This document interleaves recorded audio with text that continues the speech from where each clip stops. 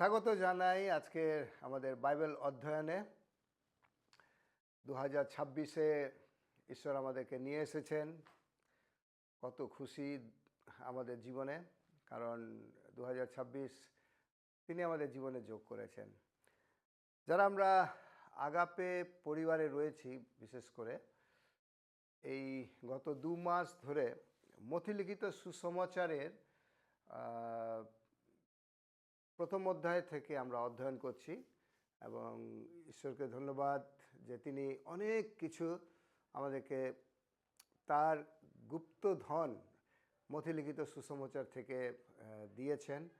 এবং কেমন যেন মনে হয় আমার যে যদি সব কটা আশীর্বাদ আমরা লিখে লিখে রাখতে পারি, ঈশ্বর যা কিছু আমাদের জন্য তার শাস্ত্রেতে রেখেছেন।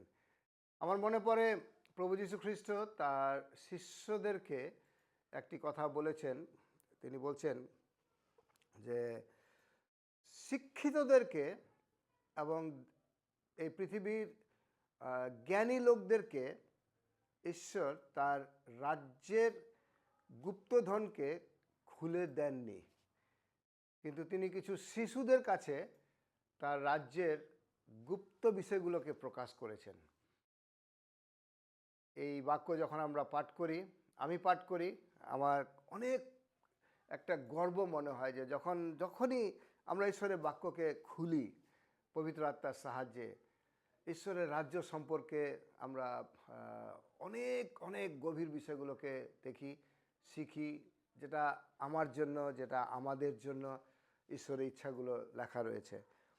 এবং মথিলিখিত সুসমাচার, এটা মথি যিনি লেবীয় একজন করগ্রাহী, প্রভু যিশুর আহ্বানে তিনি ওনার সমস্ত চাকরি বা সরকারি যে দায়িত্ব ছিল সেগুলো তিনি এক কথায় ছেড়ে দিয়ে প্রভু যীশু খ্রিস্টের অনুসরণ করেছিলেন এবং তিনি পরে প্রভু যীশু খ্রিস্টের জন্ম থেকে তার মৃত্যু, পুনরুত্থান এবং স্বর্গ আরোহণ এবং স্বর্গ আরোহণের আগে যে শেষ যিশুর আদেশ, অনেকে আমরা বলে থাকি এটাকে যিশুর মহান আদেশ দিয়ে মথিলিখিত সুসমাচার লেখা শেষ হয়।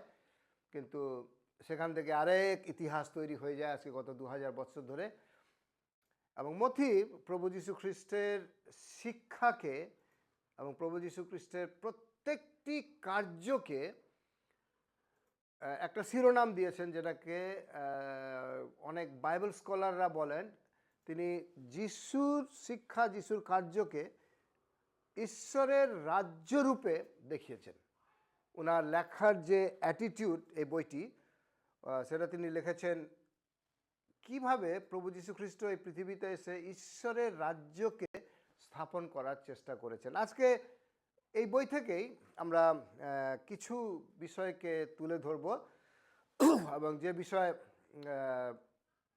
আমার জন্য, আপনার জন্য প্রভু যীশু খ্রিস্টের ভূমিকা এবং ঈশ্বরের হৃদয় এবং কিভাবে ঈশ্বরের রাজ্য আমাদের মধ্যে দিয়ে, প্রথমে আমার মধ্যে, তারপরে আমার মধ্যে দিয়ে এই পৃথিবীতে আমরা ছড়িয়ে দিতে পারি। ঠান্ডার সময় একটু গরম চা কফি হলে গলা ভালো হয়।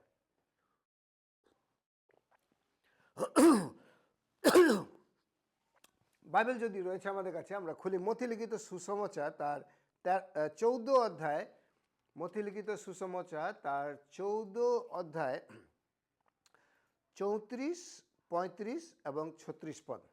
আজকে আমরা বাইবেলে প্রবেশ করি এই 3টি পদ দিয়ে। লেখা রয়েছে তারা। তারা মানে আকাশের তারা নয়, এই তারা হচ্ছে প্রভু যীশু খ্রিস্ট এবং ওনার সাথে শিষ্যদের একটা দল, এবং হয়তো শিষ্যদের সাথে আরও কিছু লোকেরা ছিলেন। তো এই বড় একটা দলকে মথি বলছেন তারা পার হয়ে গিনেসরত প্রদেশে অবতরণ করলেন। গিনেসরত এটা গালিলের কাছেই রয়েছে, গালিল সমুদ্রের কাছে।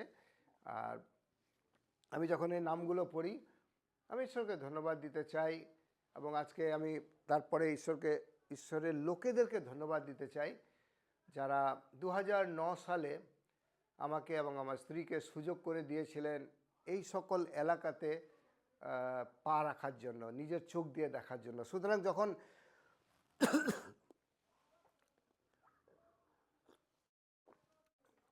এই সকল নামকে এখানে পাঠ করি, তো কোথাও যেন খুব আপন আপন মনে হয়। আমার প্রার্থনা, আপনারাও যারা এখনও সুযোগ পাননি এই ইসরায়েলে যাওয়ার, প্রার্থনা করবেন যেন ঈশ্বর আপনাদেরকে ওই সুযোগ দেবেন, যে প্রভু যীশু খ্রিস্ট কোথায় কোথায় 2000 বছর আগে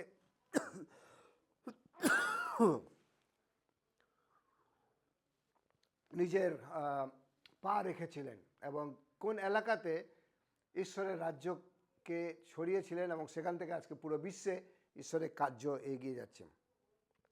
সো তারা পার হয়ে গিনেসরত প্রদেশে অবতরণ করলেন। সেখানকার লোকেরা যখন তাকে চিনতে পারলেন, তারা চতুর্দিকে খবর পাঠালেন। সো প্রভু যীশু খ্রিস্ট এখন আর নতুন কেউ নয় ওই এলাকাতে, কারণ আমার মনে হয় এটা প্রায় 31-32 বছর প্রভু যীশু খ্রিস্টের বয়স তখন, এবং তিনি 1-2 বছর ধরে ঈশ্বরের সেবা কার্য করছেন। লোকেরা সুস্থতা পাচ্ছে, তার প্রচার শুনছে, এবং যিশুর যে পপুলারিটি সেটা ছড়িয়ে পড়েছে, এবং কারণ প্রভু যীশু খ্রিস্টের মাধ্যমে লোকেরা আশীর্বাদ পাচ্ছে। আজকে আমিও পেয়েছি, এবং আমি জানি অনেকে যারা আপনারা এই সময়ে দেখছেন শুনছেন, আপনারা অনেকে ঈশ্বরের এই আশীর্বাদ প্রভু যীশু খ্রিস্টের মাধ্যমে পেয়েছেন। সো তারা তাকে চিনতে পারলেন এবং তারা চতুর্দিকে খবর পাঠালেন। এখানে আমরা দেখতে পাচ্ছি ইভ্যাঞ্জেলিজম, যে যিশুর কথা লোকেরা পাড়ায় পাড়ায় গিয়ে, গ্রামে গ্রামে গিয়ে বলতে আরম্ভ করছেন যে যিশু কি করেছেন। এবং লোকেরা কি করছে, তারপরের শব্দ বলছে, তার লোকেরা সব অসুস্থ ব্যক্তিদেরকে তার কাছে নিয়ে এলো। তো ইভ্যাঞ্জেলিজম এবং হিলিং ক্রুসেড আরম্ভ হচ্ছে। আমি আমি আমি আমি আমার কাল্পনিক জগতে যদি চিন্তা করি, তো বুঝতে পারছি যিশু এবং তার কয়েকজন শিষ্যরা 12-14 জন 20 জন এক জায়গায় রয়েছে, এবং লোকেরা পাড়ায় পাড়ায় গ্রামে গ্রামে ছড়িয়ে দিয়েছে তাদের খবর, এবং লোকেরা ভিড় করে আসছে। 36 পদ, আর তার কাছে মিনতি করলো। তো যে লোকেরা প্রভু যীশু খ্রিস্টের কাছে এসেছেন, এসে এই লোকেদের একটা আলাদা, আমি ইংরেজিতে বলবো এভাবে, কনফিডেন্ট রয়েছে যিশুর প্রতি, কারণ তারা একটা বিশেষ প্রার্থনা চাইছে যিশুর কাছে। কি প্রার্থনা? তারা তার কাছে মিনতি করলো যেন অসুস্থরা কেবলমাত্র তার পোশাকের আঁচলটুকু স্পর্শ করতে পারে। পোশাকের কাপড়ের আঁচল, একটা কোণা যেন স্পর্শ করতে পারে।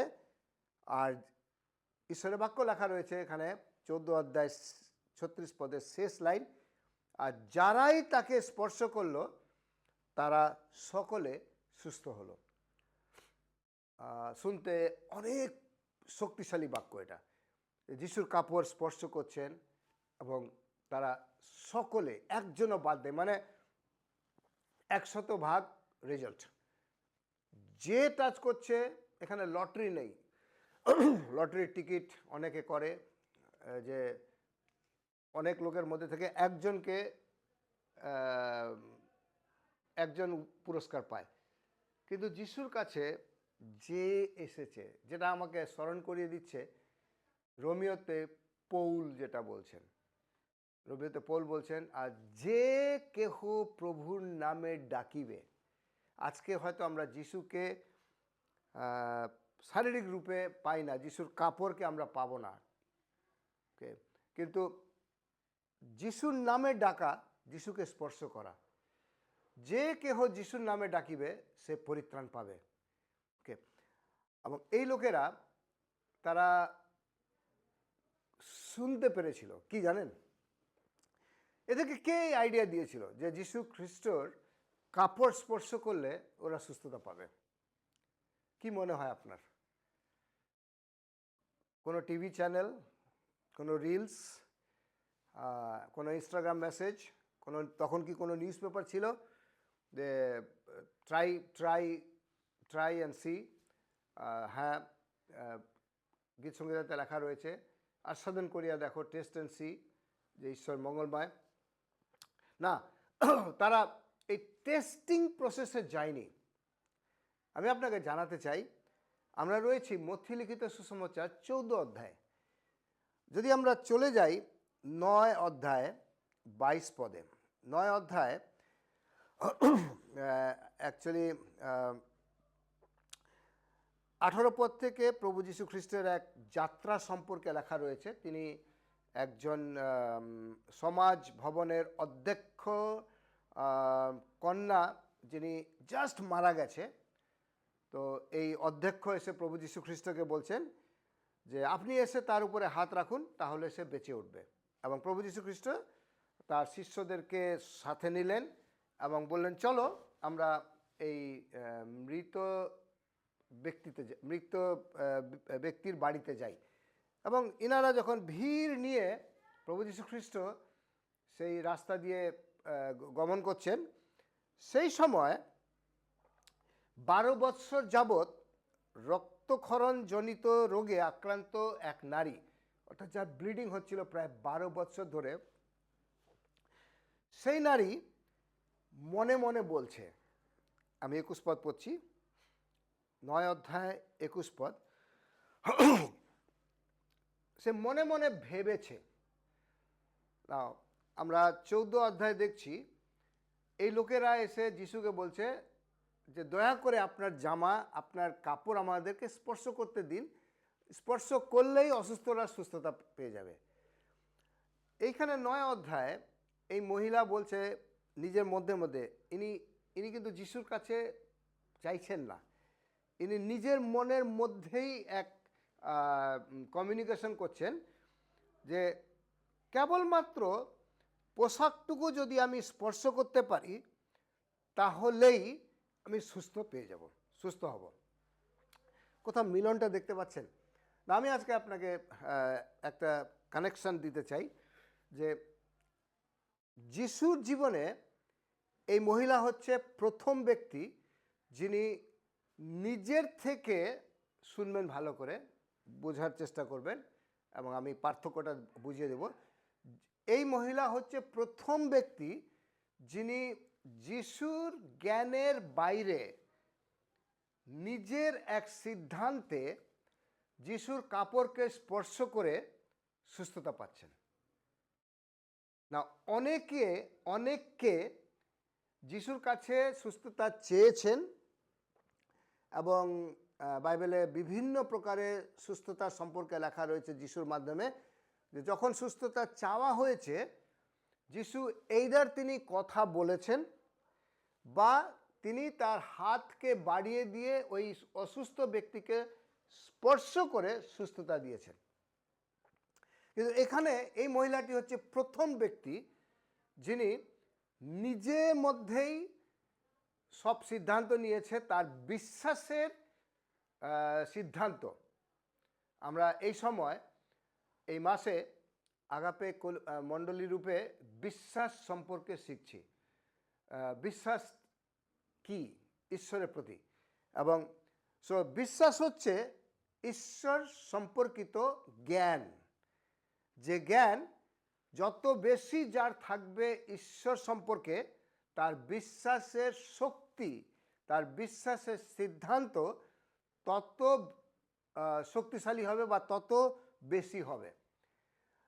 আর আমি এই মহিলার সাথে কোনোদিন কথা বলিনি, আমার পরিচয় নেই, কারণ আমার জন্ম তখন হয়নি।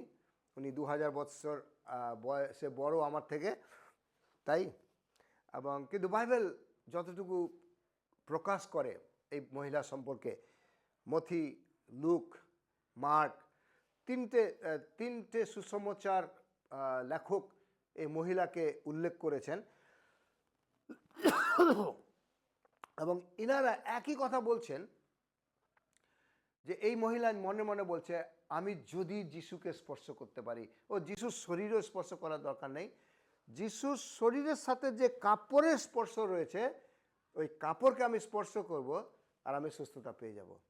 সেটা ছিল এই মহিলার বিশ্বাসের স্তর। Hallelujah, hallelujah! এই মহিলার বিশ্বাসের স্তরের জন্য। এবং পরের ঘটনা আমরা দেখতে পারি যে যখনই ইনি যিশুর কাপড়কে স্পর্শ করেছেন, তার পরেই যিশু থেকে একটা শক্তি বেরিয়ে গেছে, অর্থাৎ সুস্থতা এই মহিলা সাথে সাথে পেয়ে গেছেন। এবং যিশু তাকে জিজ্ঞাসা করলেন যে তোমার বিশ্বাস তোমাকে সুস্থ করেছে। হ্যাঁ, একটু কথাবার্তা হয়েছে প্রভু যিশুর সাথে ওনার। প্রথমে তিনি জিজ্ঞাসা করেছেন, আমাকে কে জিজ্ঞাসা করেছে? শিষ্যরা বলছে, ভিড়ে এত লোক ঠেলাঠেলি করছে, গুরু তুমি কিভাবে বলছো? কিন্তু যিশু জানতেন তিনি কি প্রশ্ন করেছেন। তিনি জানতেন এটা এই ঠেলাঠেলির স্পর্শ নয়। ঠেলাঠেলির স্পর্শ ভিড়ে যিশুর কাছে অনেকে করে, কিন্তু বিশ্বাসের স্পর্শ খুব কম লোকই করে। আমি হয়তো যিশুর সাথে আছি আজকে, যিশুর সাথে ভিড়ের মধ্যে একজন আছি, কিন্তু আমার প্রশ্ন আমাদের জন্য বিশ্বাসের স্পর্শ কারা কারা যিশুকে করি, আর যিশু তাদের মধ্যে ওনার শক্তিকে প্রবেশ করান। এই ঘটনা প্রথমে ঘটেছে যিশুর জীবনে, এবং আমি বিশ্বাস করি, আর ইট ইজ বাই ডিফল্ট, এটা প্রকৃতি রূপে, যেমন আজকে আমাদের ফেসবুক হচ্ছে এবং আলাদা মিডিয়া চ্যানেলগুলো রয়েছে, যে কোনো জায়গায় একটা ছোট্ট ঘটনা ঘটলে ইমিডিয়েটলি ওটা চারিদিকে ছড়িয়ে পড়ে। আর হয়তো আজকে আমেরিকাতে কোথাও ঘটেছে কিছু, বা দিল্লিতে কিছু ঘটেছে, কোয়েম্বাটোরে, কোটাগিরি, নীলগিরিতে কোথাও কিছু ঘটেছে, 2 মিনিটের মধ্যে আমরা এখানে আমাদের সোশ্যাল মিডিয়াতে পেয়ে যাচ্ছি। ধন্যবাদ এত ফাস্ট কমিউনিকেশনের জন্য। কিন্তু আজ থেকে 2000 বছর আগের কথা আমরা যখন চিন্তা করি, যে ওই সময়ও কিন্তু কমিউনিকেশন আমার মনে হয় কোয়াইট স্ট্রং ছিল। তখন হয়তো এই ডিভাইস কমিউনিকেশন ছিল না, কিন্তু এই মুখের কমিউনিকেশনটা ছিল, mouth to mouth, okay, mouth to year, mouth to mouth, যেটা আমরা লোকেরা একে অপরকে বলেছে। জানো জানো যিশু এরকম ভিড়ের মধ্যে দিয়ে গেছিলেন, এবং সেখানে একজন মহিলা এই করেছে, লুকিয়ে এসে ভিড়ের মধ্যে চাপা অবস্থাতে যিশুর কাপড় স্পর্শ করেছে, আর যিশু জানতেনও না, আর ওই মহিলা সুস্থতা পেয়ে গেছে। আমি বিশ্বাস করি এই ধরনের ইভ্যাঞ্জেলিজম বা টেস্টিমনি সার্কুলেশন, আমি বিশ্বাস করি টেস্টিমনিতে। জানেন, আমরা আমাদের মণ্ডলীতেও চেষ্টা করি টেস্টিমনি দেখানো, এবং আমি দেখি আজকে ওই মণ্ডলীগুলো অনেক বেশি বৃদ্ধি পাচ্ছে এই পৃথিবীতে, যে সমস্ত মণ্ডলী টেস্টিমনিগুলোকে হাইলাইট করে। ওকে, ঈশ্বর কাজ করছেন, আরেকটা জীবনে ক্যান্সার ঠিক হচ্ছে, বিবাহ জীবন ঠিক হচ্ছে, গোল্ড ব্লাডার স্টোন চলে যাচ্ছে, কিডনি হিলিং, HIV হিলিং, এবং আরও অনেক প্রকারের ঈশ্বরের বড় বড় কার্য, ফাইন্যান্সিয়ালি, রিলেশনশিপে, সুইসাইডাল জায়গা থেকে, পরীক্ষায় পাস করা থেকে ঈশ্বর কার্য করছেন। এবং তাদের জীবনে ওই টেস্টিমনিগুলো যখন কোনো ঈশ্বরের লোকেরা বা যে কেউ সেটাকে ছড়াচ্ছে, বাই সোশ্যাল মিডিয়া হোক বা ভিড়ের মধ্যে হোক, বা যেটা আমরা বলতে পারি মাউথ টু ইয়ার, ঈশ্বরের প্রচার, ঈশ্বরের কার্য, ঈশ্বরের রাজ্য আমরা ছড়াচ্ছি। আর যেটা 2000 বছর আগে হয়েছিল, কারণ ওর প্রমাণ আমি আজকে আপনাকে দিচ্ছি, যে এই মহিলার যে সুস্থতা তিনি পেয়েছিলেন, এটা প্রচার হয়েছিল, গ্রামে গ্রামে গেছিল, যার জন্য যখন গিনেস হরতের যিশু মথি 14 অধ্যায় প্রবেশ করছেন, সেখানে গ্রামের লোকেরা এসে যিশুকে এবার বলছেন না যে আমার জন্য প্রার্থনা করে দাও, আমাকে স্পর্শ করো। তারা বার্তিমাসেরও ঘটনা হয়তো শুনেছে, তারা হয়তো লাজারের ঘটনা শুনেছে, তারা হয়তো সেই পক্ষঘাতী ঘটনা শুনেছে, যে ওই পুষ্করিণীর পুকুরের সাইডে 38 বছর ধরে সুস্থতার আশায় পড়েছিল। তারা হয়তো ওই কুষ্ঠরোগীর কথা শুনেছে, যাকে যিশু গিয়ে স্পর্শ করেছেন। কিন্তু এই লোকেরা এই 12 বৎসরের ব্লিডিং স্ত্রীর লোকের কথাটাও শুনেছে। আমি আজকে যেটা দুটো বিষয়কে হাইলাইট করতে চাই। আমাদের বিশ্বাস কার্য করে যখন আমরা শুনি। রোমিওতে লেখা রয়েছে 10 অধ্যায়, বিশ্বাস তৈরি হয় শ্রবণের মাধ্যমে। তো আজকে আমি দুটো বিষয়কে প্রথমে বলতে চাই আপনাকে। আপনার জীবনের বিশ্বাস তৈরি হবে আপনি যত বেশি শুনবেন। কি শুনবেন? ঈশ্বরের বাক্য এবং তারপরে সাক্ষ্য।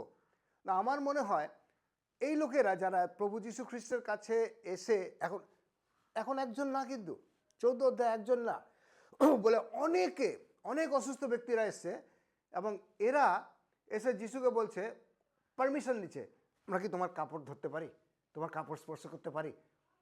কারণ ওরা 100% কনফিডেন্ট, ওরা শুনেছে ওই স্ত্রী লোকটির কথা, যে ওই স্ত্রী লোকটি অজান্তে যিশুর পারমিশন না নিয়ে পেছন থেকে লুকিয়ে যিশুর কাপড় ধরেছিল। আর ও যদি সুস্থতা পেতে পারে, আর যিশুর কাছে যদি যখন আমরা পারমিশন নিচ্ছি, অনুমতি নিচ্ছি, আর উনি যদি অনুমতি দেন, আমরা 100% সুস্থতা পাবো। সো আমি যখন ওরা, আমার মনে হয় ওরা ঈশ্বরের বাক্য তখন অতটা শুনেনি। শুনবেন,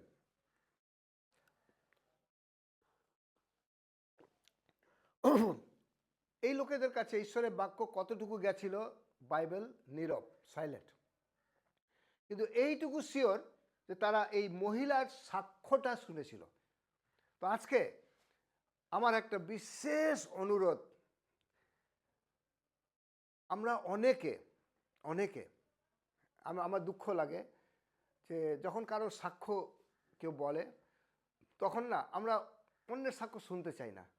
আমি দেখেছি অনেক মণ্ডলীতে, অনেক ছোট ছোট সভাতে, সেল গ্রুপে, ছোট প্রার্থনা সভায়, যখন কেউ টেস্টিমনি দিচ্ছে, খুব কম লোক মন দিয়ে শোনে। বেশিরভাগ লোকেরা তাদের নিজের দুনিয়াতে থাকে, কারণ ওরা বলছে আমার সমস্যা আমার জন্য বড়। কিন্তু ঈশ্বর যে আরেকজনের জীবনে ওর যে বড় সমস্যাকে সমাধান করে দিয়েছে, ওটা আমরা শুনতে চাই না। যেমন আমাদের মণ্ডলীতে অনেক সাক্ষ্য দেওয়া হয়, আমরা শুনি। এই লোকেরা ওই স্ত্রী লোকটির সাক্ষ্য শুনেছিল বলে আজকে কিন্তু তাদের পরিস্থিতিতে ওই সাক্ষ্য কপি অ্যান্ড পেস্ট হচ্ছে। যার জন্য আমাদের সাক্ষ্য শোনার দরকার আছে। নাম্বার 1 বিষয় আমাদের জন্য, আমাদের যেমন ঈশ্বরের বাক্য শোনা দরকার আছে, যার দ্বারা আমাদের বিশ্বাস বৃদ্ধি পাবে। আমরা বিশ্বাসের পদক্ষেপ তখনই নিতে পারবো যখন আমরা বিশ্বাসের বাক্য শুনবো, কিন্তু তার সাথে সাথে বিশ্বাসের কার্যের বাক্য আমাদের শোনার দরকার আছে। কোথায় কার জীবনে ঈশ্বর কি করেছেন, এবং যখন ওই বিষয়কে আমরা শিখতে আরম্ভ করি, শুনতে আরম্ভ করি, তখন কিন্তু আমাদের বিশ্বাসের যে কনফিডেন্ট লেভেল সেটা বেড়ে যায়। আমরা তখন জানি ওর জীবনে ঈশ্বর এই কাজ করেছেন, তার এই পদক্ষেপে ঈশ্বর তাকে এই কাজ করেছেন, ওই একই ঈশ্বর আমারও, ও যেমন একজন দুর্বল ব্যক্তি আমিও তেমন দুর্বল ব্যক্তি, ও যেমন একজন পাপী ব্যক্তি আমিও তেমন একজন পাপী ব্যক্তি। তো মানুষের সাথে আমার সম্বন্ধটা এবং ঈশ্বর একই, তিনি পক্ষপাতিত্ব করেন না আমাদের জন্য। এই জ্ঞান যখন আমার হয়ে যায়, আমার বিশ্বাস আমাকে বড় বড় কার্য করতে দেয়। প্রিয়েরা, আমি আজকে দুটো কথা এখান থেকে বলতে চাই। নাম্বার 1, সাক্ষ্যকে, অন্যের জীবনের সাক্ষ্যকে কখনো যেন আমরা নিচু নজরে না দেখি। অন্যের জীবনে যখন ঈশ্বর কোনো বড় কার্য করেছেন, আমাদের বলা দরকার, আমেন, আমার জন্য এসাই হোক, এমনটাই হোক আমার জীবনের জন্য। আর কারণ আমি জানি আজকে ওর জীবনে ঈশ্বর কার্য করেছে, বা এই পরিস্থিতি ছিল, কি জানি কালকে আমার জীবনে একই পরিস্থিতি আসবে। আমি তখন কি করব? আমি একই কাজ করব ওই ব্যক্তিটি যেটা করেছিল। কারণ আমার যদি জ্ঞান আছে, আমি শিখতে পেরেছি যে ওই মহিলা কার কি করেছিল, যিশুর কাপড় স্পর্শ করেছিল, যার জন্য এরাও এখন এসে বলছে আমাদেরকেও আপনার কাপড় স্পর্শ করতে দিন। সো এর 1 নম্বর বিষয়। 2 নম্বর বিষয়, আমরা অনেকের জীবনে আশীর্বাদের কারণ হতে পারি যদি আমরা সাক্ষ্যকে ছড়াতে পারি। প্রথম বিষয় বললাম সাক্ষ্যকে শোনা, সাক্ষ্যকে ইম্পর্টেন্স দেওয়া, কারো জীবনের সাক্ষ্যকে নিজের জীবনে শোনা। দ্বিতীয় বিষয় সাক্ষ্যকে শেয়ার করা। আজকে যদি এই মহিলার সাক্ষ্য কেউ বা একটা দল পাড়ায় পাড়ায় গিয়ে না বলতো, এতগুলো লোকেরা সুস্থতা পেত না। 14 অধ্যায় 36 পদে লেখা রয়েছে, আর সকলে সুস্থতা পেল। ও, ডাক্তারের থেকেও বেশি শক্তিশালী আশীর্বাদের লোক আমি হতে পারি যদি আমি ঈশ্বরের কার্য কোনো জীবনে যা হয়েছে সেটাকে আমি অন্যদের কাছে বলতে পারি। MBBS পাস করার আমার দরকার নেই, আমার বড় টাকার ব্যাংক ব্যালেন্সের দরকার নেই, আমি অনেকের জীবনে আশীর্বাদের কারণ হতে পারি। আমার প্রধানমন্ত্রী হওয়ার দরকার নেই, আমার মুখ্যমন্ত্রী হওয়ার দরকার নেই, ওকে, আমার বড় ইলেকশন জেতার দরকার নেই। আমি যদি সাক্ষ্যকে শেয়ার করতে শিখে যাই, কার জীবনে ঈশ্বর কি করেছেন। আমরা গতকালকে আলোচনা করছিলাম জোনা 3 অধ্যায় থেকে, যেখানে ঈশ্বর জোনাকে বলছেন, যাও নিনবিতে গিয়ে নিনবি শহরকে বলো যে তারা পাপ করেছে এবং 40 দিনের মধ্যে তাদেরকে ধ্বংস করা হবে। আপনি জানেন কি লেখা রয়েছে? ওখানে লেখা রয়েছে, যখনই জোনা গিয়ে নিনবিতে একদিনের পথ হেঁটে ঘোষণা করতে আরম্ভ করলো ঈশ্বরের অভিশ্রাপকে, তার পরের পদে লেখা রয়েছে, আর নিনবের সকল লোকেরা ঈশ্বরেতে বিশ্বাস করলো। আমি একটা বড় পয়েন্ট আপনার কাছে নিয়ে আসতে চাই। আপনি ঈশ্বরের কথা বলবেন আর লোকেরা আপনার কথায় বিশ্বাস করে ঈশ্বরের উপরে বিশ্বাস করবে। সো আপনি হবেন সেই জরিয়া, সোর্স, চ্যানেল, ওকে, যার মধ্যে দিয়ে ঈশ্বরের দিকে আপনি লোকেদেরকে নিয়ে আসতে পারবেন। প্রভুর গৌরব হোক এই পদ্ধতির জন্য।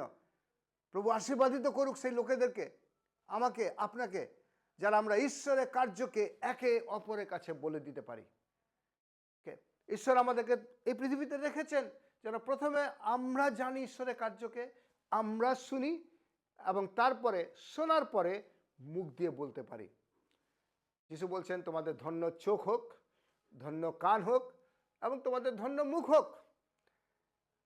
আমাদের অঢেল কিছু দরকার নেই। ঈশ্বর আমাদেরকে 5টা রুটি 2টো মাছ দিয়ে দিয়েছেন, চোখ দিয়েছেন, কান দিয়েছেন, মুখ দিয়েছেন। এটার দ্বারা আমরা অনেককে আশীর্বাদ দিতে পারি। আপনি, আমি অনেকের জীবনের জন্য আশীর্বাদের কারণ হতে পারি। ওকে, আজকে আমি আবার আরেকটা পয়েন্ট উপরে যেতে চাই। নাও শুনবেন আমি কোথা থেকে কোথায় যেতে চাই। বাই দ্য ওয়ে, আমরা এই বিশ্বাসের সিরিজটা যেমন রবিবার দিন এক প্রকারে শিখব এবং বাইবেল স্টাডিতে আমরা আরেকটু অন্যভাবে শিখব, কিন্তু বিশ্বাস সম্পর্কে শিখব আপাতত কয়েক সপ্তাহ। এই দল আজকে যিশুর কাপড় স্পর্শ করতে শিখেছে এই মহিলা, যিনি 12 বছর ধরে যার ব্লিডিং হচ্ছিল তার দ্বারা। এবারে আমার প্রশ্ন, আপনার প্রশ্ন হওয়া উচিত, এই মহিলা কোথা থেকে শিখেছে? কে একে শিক্ষা দিয়েছে? এই মহিলার গুরু কে? কি মনে হয় আপনার? যদি এই দল এই মহিলার খবর পেয়ে আজকে তারা কপি অ্যান্ড পেস্ট করে আশীর্বাদ পাচ্ছে, তাহলে এই মহিলার আগে আপনি বাইবেল যদি 3টে সুসমাচার পড়বেন, 4টে সুসমাচার পড়বেন, ইনফ্যাক্ট যোহনে এনার সম্পর্কে লেখা নেই, কিন্তু মথি, মার্ক, লুকে যখন লেখা রয়েছে, এই ঘটনার আগে এই ধরনের ঘটনা ঘটেনি যে নিজে থেকে গিয়ে কেউ যিশুকে স্পর্শ করে আশীর্বাদ হচ্ছে। তাহলে প্রশ্ন আসছে যে কে এই মহিলাকে শিখিয়েছে? আমি এর উত্তর ঠিক জানি না, কিন্তু আমি পবিত্র আত্মার কাছে প্রশ্ন করেছিলাম, পবিত্র আত্মা, who is the guide or who is the teacher? What has navigated this lady to to touch Jesus's cloth. যিশুর কাপড়কে স্পর্শ করার জন্য একে কে চালিয়েছে? Who is the mastermind? Okay, আমি একটা উত্তর পেয়েছি, আর হয়তো অন্য উত্তর থাকতে পারে। যদি থাকে আপনি আমার সাথে শেয়ার করবেন, কিন্তু ঈশ্বর আমাকে যেটা দেখিয়েছেন আমি সেটাই এখন আপনাদের কাছে শেয়ার করতে চলেছি। এই মহিলা সম্পর্কে কিন্তু লেখা নেই ইনি নাসরতীয়, ইনি জিহুদি, ইনি অজিহুদি বা কে কোথাকার।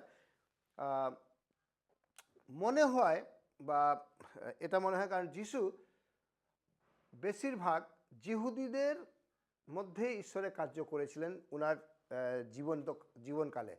তো হিসাব অনুসারে এই মহিলাও একজন জিহুদি।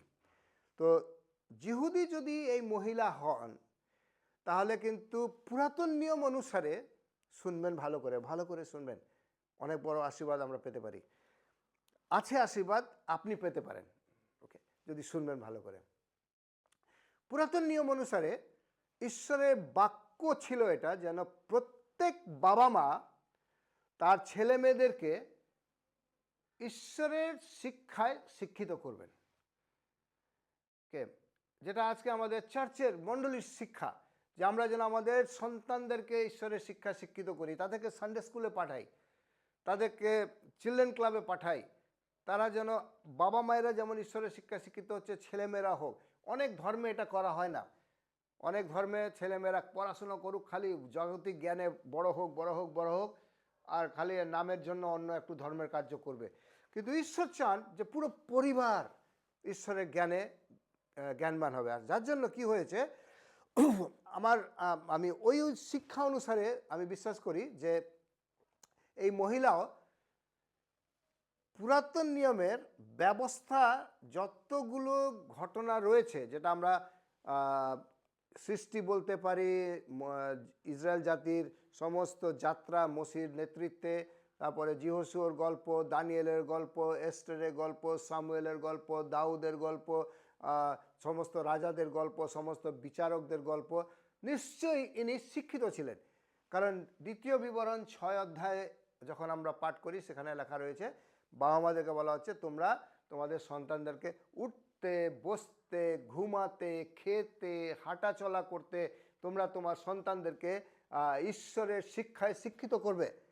সো জিহুদিরা তারা এখনো আমি জিহুদিদের সম্পর্কে কিছু ইউটিউব দেখছি এবং দেখি তাদের সম্পর্কে, তাদের প্রত্যেককে ঈশ্বরের ব্যবস্থাতে শিক্ষিত হতে হয়। তো এই মহিলাও নিশ্চয়ই ঈশ্বরের ব্যবস্থা জানতেন। না, আমি দুটো জিনিস এখন বার করব। এই মহিলা কি কি জানতেন জানেন? প্রথম আমি আপনাদেরকে দেখাতে চাই, প্রথম রাজা বলি 17 অধ্যায়, দ্য পাওয়ার অফ টাচ। ওকে, প্রথম রাজা বলি 17 অধ্যায় আমরা বাইবেল খুলব। এই মহিলা নিশ্চয়ই এই ঘটনাটা জানতেন। আর এখানে অনেক লম্বা ঘটনা, আমি আপনাকে তাড়াতাড়ি আর কয়েক মিনিটের মধ্যে 9 মিনিটের মধ্যে আমি আপনাদেরকে 3টে ঘটনা বলবো। এ হচ্ছে এলিয়র গল্প। এলিয় দুর্ভিক্ষের সময় একটি বিধবার বাড়িতে ছিলেন।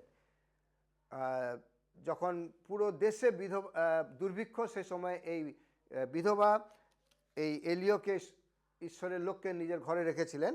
এবং ঘটনাক্রমে কি হয়েছে শুনবেন। হঠাৎ এই এলিয় যে ঘরে থাকতেন, ওই বিধবার ছেলে মারা গেছে। ওকে, আর মারা যাওয়ার পরে যে ঘটনাটা আমি পড়ছি, এ সময় 20 পদ, প্রথম বংশাবলী 17 অধ্যায় 20 পদ। পরে তিনি সদাপ্রভুর কাছে চিৎকার করে বললেন, হে আমার ঈশ্বর সদাপ্রভু, তুমি কি এই বিধবা মহিলাটির ছেলেকে মেরে ফেলে তার জীবন বিপর্যয় আনতে চাইছো, যার ঘরে আমি এখন এসে থাকছি? অর্থাৎ যে বাড়িতে এলিয় ছিলেন, ওই বাড়ির মালিক যিনি বিধবা, তার ছেলে মারা গেছে। এবং কোথাও যেন এলিয় ভাবছে যে এটা অভিশাপ না তো এই আমার এখানে থাকা, যার জন্য তিনি ঈশ্বরের কাছে একটা প্রশ্ন করছেন কি, এই ছেলেকে মেরে আমি তুমি কি বিপর্যয় আনছো? তারপরে 21 পদ শুনবেন। এ কথা বলে তিনি 3বার ছেলেটির উপরে শুয়ে পড়েছিলেন এবং চিৎকার করে সদাপ্রভুকে বললেন, হে আমার ঈশ্বর সদাপ্রভু, এই ছেলেটির শরীরে প্রাণ ফিরে আসুক। আর যদি আমরা পরে দেখি যে সদাপ্রভু এলিয়ের আর্তনাদ শুনলেন এবং ছেলেটির শরীরে তার প্রাণ ফিরে এসেছিল ও সে বেঁচে উঠেছিল। নাও এখানে একটা টাচিং বিজনেস আছে, শুনবেন। আমরা আজকে টাচ সম্পর্কে কথা বলছি, ঈশ্বরকে টাচ করা, যিশু টাচ করা, যিশুর সাথে কাপড় টাচ করা আছে, ওই কাপড়কে টাচ করা আর বড় কার্য করা। এলিও এখানে যখন ঈশ্বরের কাছে প্রার্থনা করেছেন, কোথাও না কোথাও এলিও পরিচালিত হয়েছেন যে এই ছেলের ওপরে শুয়ে পড়েছেন।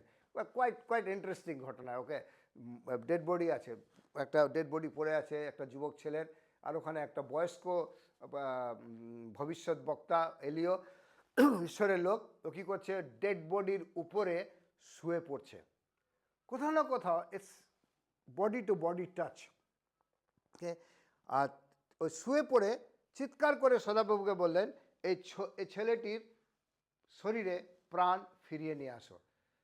আর তারপরে এই ছেলেটির শরীরে প্রাণ ফিরে চলে আসলো। এটা একটা ঘটনা যেটা ইসরায়েলিরা জানে যে শরীরের সাথে টাচে মিরাকল হয়। হালেলুয়া! ঈশ্বরের লোকেরা যে যাকে টাচ করে সেখানে আশীর্বাদ আসে। ঈশ্বরের লোকেদের পা যেখানে পড়ে সেখানে আশীর্বাদ আছে। এই সত্য সাক্ষ্য এই মহিলাটি আমার মনে হয় নিশ্চয়ই তিনি জানতেন। আমি দ্বিতীয় অংশ আপনাদেরকে জানাতে চাই, 2 রাজাবলী তার 4 অধ্যায়, এবং এখানে এলিসার সম্পর্কে লেখা রয়েছে। আগেরটা আমরা পড়লাম এলিয়া সম্পর্কে, এবং এখানে হচ্ছে এলিসা আবার প্রায় একই প্রকারের ঘটনা হচ্ছে। এখানে আরেকটি মহিলা রয়েছেন যার বাড়িতে এলিসা থাকতেন, এবং এই মহিলাটি কারো দ্বারা অন্তঃসত্ত্বা হয়েছেন, প্রেগনেন্ট হয়েছেন, এবং তারপরে তার পুত্র সন্তানের জন্ম হয়েছে। 4 অধ্যায় 18 পদে বলা হয়েছে শিশুটি বড় হয়ে উঠেছে। একদিন তার বাবা যখন সেই লোকদের সাথে খেতে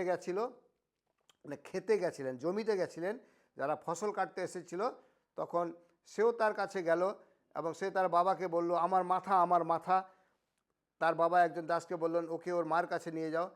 সেই দাস তাকে কোলে তুলে নিয়ে তার মায়ের কাছে পৌঁছে দেওয়ার পর ছেলেটি দুপুর পর্যন্ত মায়ের কোলে বসেছিল ও পরে সে মারা গেল। ওকে, আমরা এখানে দেখতে পাচ্ছি এলিসা যে বাড়িতে ছিলেন, যে এক পরিবারের বাড়িতে, আর ওইখানেও ছেলে মারা যাচ্ছে। এ বাবা, এলিয়ার সময়ে একই ঘটনা ঘটছে, যে বাড়িতে এলিও আছে ওখানেও ছেলে মারা যাচ্ছে। এলিওর যে ডিসাইপল এলিসা, ও যে বাড়িতে আছে ওইখানেও একই ঘটনা ঘটছে, ছেলে মারা যাচ্ছে। এবার আমি নিচের দিকে চলে আসি, 4 অধ্যায় 32 পদ থেকে 33 পদ থেকে আমি পড়ছি, না 32 পদ থেকে। এলিসা যখন সেই বাড়িতে পৌঁছেছিলেন, ছেলেটি তার খাটে মরে পড়েছিল। তিনি ভিতরে ঢুকে তাদের দুজনকে বাইরে রেখে দরজা বন্ধ করে দিলেন এবং সদাপ্রভুর কাছে প্রার্থনা করলেন। পরে তিনি বিছানায় উঠে ছেলেটির মুখের উপরে মুখ, চোখের উপরে চোখ, হাতের উপরে হাত রেখে শুয়ে পড়লেন। আরে, আবার কপি অ্যান্ড পেস্ট গল্প এখানে। এলিও বিধবার সন্তানের উপরে, মৃত সন্তানের উপরে শুয়ে পড়েছেন এবং শুয়ে পড়ে ঈশ্বরের কাছে প্রার্থনা করছেন। এলিসাও বলছে মুখের সাথে মুখ, চোখের উপরে চোখ, হাতের উপরে হাত রেখে শুয়ে পড়লেন, এবং ছেলেটির উপরে তিনি যখন নিজেকে বিছিয়ে দিলেন তখন ছেলেটির শরীর গরম হয়ে গেল। ওরে বাবা, it's so amazing story. Okay, dead বডির শরীর গরম হয়ে যাচ্ছে একজন ঈশ্বরের লোকের শরীরের স্পর্শে। ওকে, ডেড বডির শরীর, আমার বাইবেল বলছে তার ছেলেটির শরীর গরম হয়ে গেল, এবং এলিসা ফিরে এসে কামরার মধ্যে আগে পিছে একটু পায়চারি করে আবার বিছানায় উঠে ছেলেটির উপরে নিজেকে বিছিয়ে দিলেন। ছেলেটি 7 বার হাঁচি দিয়ে নিজের চোখ খুলে দিল। Touch Gates life. লাস্ট একটা ঘটনা, আমাদের কাছে 3 মিনিট আছে, আর এই 3 মিনিটে আমি আরেকটি ঘটনা আপনাদেরকে জানাতে চাই। দ্বিতীয় রাজাবলী তার 13 অধ্যায়, দ্বিতীয় রাজাবলী তার 13 অধ্যায় 21 পদের দিকে, দ্বিতীয় রাজাবলী তার 13 অধ্যায়। আর এখানে আর একটু মজার কথা আছে। ওকে,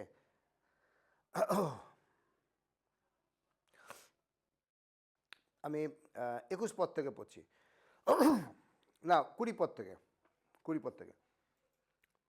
ইলিশা মারা গেলেন এবং তাকে কবর দেওয়া হলো।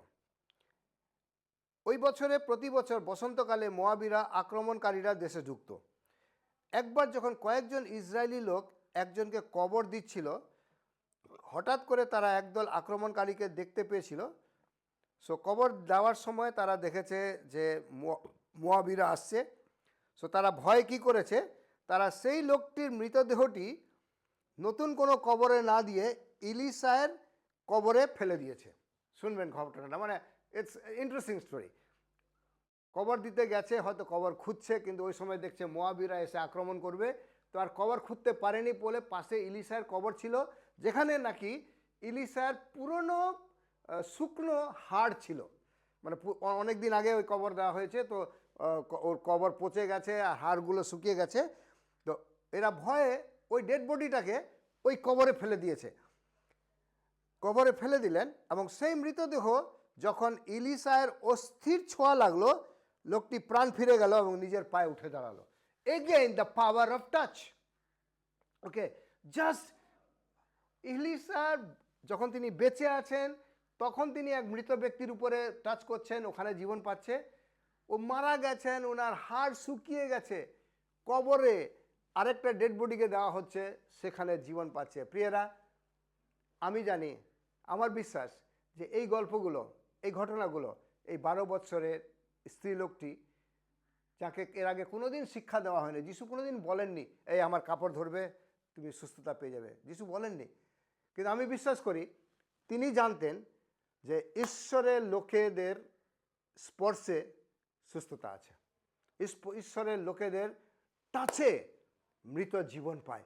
তার ওই জ্ঞান ছিল বলে উনি বিশ্বাসের পদক্ষেপ নিয়েছেন। আজকে আমরা এইখানে শেষ করি, জাস্ট এইটুকু বলে আবার একই কথা, আমাদের বিশ্বাসের পদক্ষেপ তৈরি হয় আমি কতটুকু ঈশ্বরকে জানি, ঈশ্বরের বাক্যকে জানি, ঈশ্বর সম্পর্কে আমার জ্ঞান আছে। ওই হিসাবে আমি বড় বড় বিশ্বাসের পদক্ষেপ নিতে পারবো এবং বড় বড় বিশ্বাসের দ্বারা নিজের জীবনে আশীর্বাদ নিয়ে আসতে পারবো। প্রিয়রা, আমি জাস্ট কনক্লুড করি। আমরা আজকে দেখলাম একটা বড় দল প্রভু যিশুর কাছে এসে বলছে তোমার কাপড়কে স্পর্শ করতে দাও, আমরা সুস্থতা পেয়ে যাব। আর যিশু অ্যালাউ করলেন, তারা সুস্থতা পেয়ে গেল। এরা কোথায় থেকে শিখেছিল? এরা শিখেছিল ওই মহিলার দ্বারা, যে মহিলা আবার এলিশা শিক্ষা জানতো, যে ঈশ্বরের সাথে যার সম্পর্ক আছে, এলিও এবং এলিশা ঈশ্বরের লোক ছিলেন, এটা জিহুদিরা প্রত্যেকে জানে, আমরা এই যিশু বিশ্বাসীরাও জানি। তো যার সম্পর্ক ঈশ্বরের সাথে আছে তাকেও টাচ করলে সুস্থতা পাবো। আজকে এই মহিলা যিশুকে কতটুকু ঈশ্বর রূপে দেখতেন জানি না, কিন্তু আমি এইটুকু জানি উনি বুঝে গেছিলেন যে এই লোকটা ঈশ্বরের যদি সন্তান নাও হয় তাও কিন্তু, কারণ অনেকে যিশুকে এলিও বলে চিন্তা করতো যে এলিও চলে এসছে। তো এলিও যদি চলে আসছে তার মানে এলিওর মধ্যে এলিওকে টাচ করলে জীবন পাবো। আর যার জন্য এলিওর কাপড়কেও টাচ করলে আমি আশীর্বাদ পাবো। এই জ্ঞান তার জীবনে বিশ্বাসের পদক্ষেপ নিতে সাহায্য করেছিল। প্রভু আমাদেরকে সাহায্য করুক। আজকে ঈশ্বর সম্পর্কে আমাদের জ্ঞান বৃদ্ধি পাক, আমরা সাক্ষ্য শুনি অন্যের। প্রভু তুমি আমাদেরকে অন্যদের সাক্ষ্য শোনাও, সাক্ষ্যকে বিশ্বাস করাও প্রভু, সাক্ষ্যকে জ্ঞান রূপে, প্রপার্টি রূপে, সম্পত্তি রূপে আমাদেরকে ব্যবহার করাও প্রভু।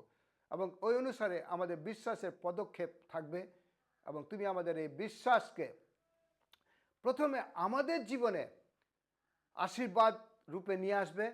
এবং যখন প্রভু এই সাক্ষ্যগুলোকে যখন আমরা ছড়াবো, সমাজ, দেশ, পরিবার, এক একটি পাড়া প্রভু সুস্থতা পাবে।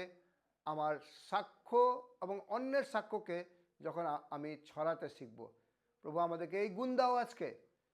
আমার বিশ্বাসের জীবনকে বৃদ্ধি দাও, তোমার জ্ঞানে আমার জীবনে সাক্ষ্য তৈরি করো এবং আমার সাক্ষ্য বা অন্যের সাক্ষ্যকে অনেকের কাছে নিয়ে যেতে সাহায্য করো, যেন সমাজ আশীর্বাদিত হয়। ধন্যবাদ, যিশুর নামেতে চাই, আমেন। প্রভু আশীর্বাদ করুক আজকের বাক্যেতে, এই বাইবেল স্টাডিতে। ধন্যবাদ এই ভিডিওটি দেখার জন্য। যদি আপনি এই ভিডিওটি দেখে আশীর্বাদিত হয়েছেন, তাহলে এটিকে শেয়ার করুন নিজের পরিবারে, যাতে তারাও এই আশীর্বাদকে পেতে পারে। যদি আপনি কলকাতায় থাকেন, রবিবারে আমাদের সভায় যোগদান দিন এবং এই বিষয়ে আরও বিস্তারিত জানার জন্য ডিসক্রিপশন বক্স দেখে নিন। ঈশ্বরের বাক্য থেকে আশীর্বাদ পাওয়ার জন্য আমাদের সাথে যুক্ত থাকুন। ঈশ্বর আপনার মঙ্গল করুক।